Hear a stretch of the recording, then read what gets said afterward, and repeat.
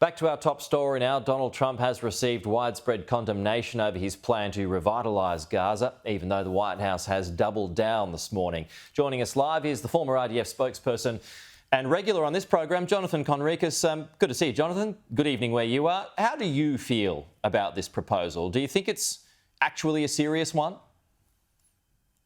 Yes, good morning to you. I'm actually on my way to Australia, which is great. But more to the topic, I think this is it's part of negotiations. It's part of the bigger strategic picture in the Middle East. I think it relates also to events that are related to Saudi Arabia and also indirectly to Iran. It's all part of the same issue.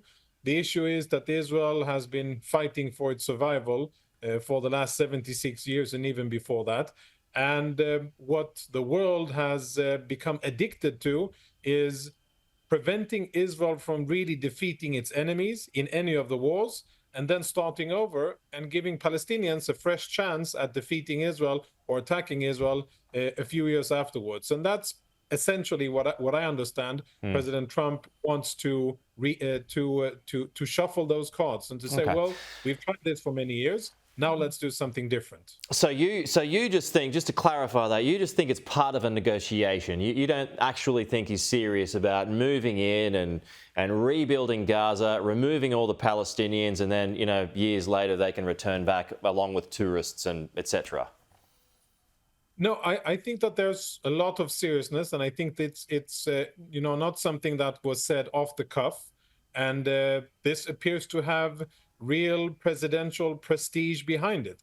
I think this is the first really big presidential move of President Trump, and as such, I assess that it is a very serious thing.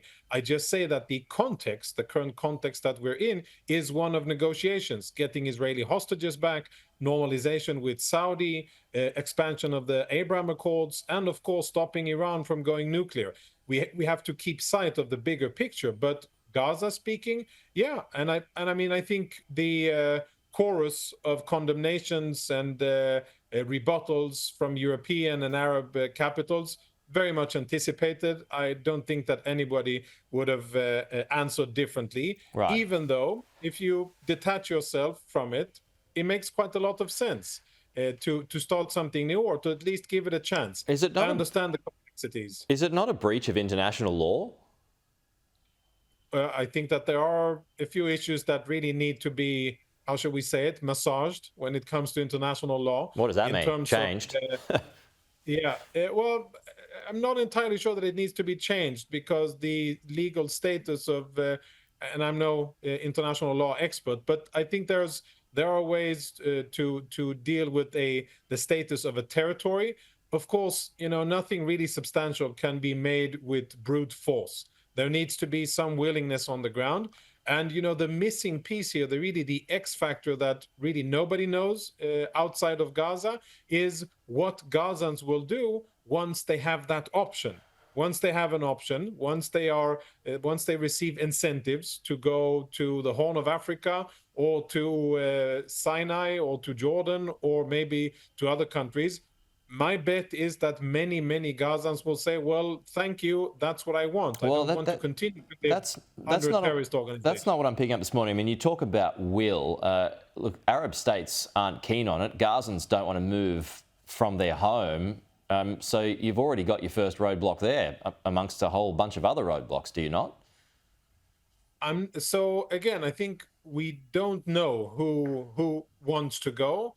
And I think the only way that we will know about it is once there is that viable option, and the American president will say, well, here's a way out. Here's a financial incentive. Here's the place that you'll go to. And this is how you build a future for yourself and your family. Until that's a reality, then everything is just, you know, assessments. And of course, all of our assessments, those who are for it and those who are against it, the more skeptical and the more positive, all of our assessments are clouded by our own personal views.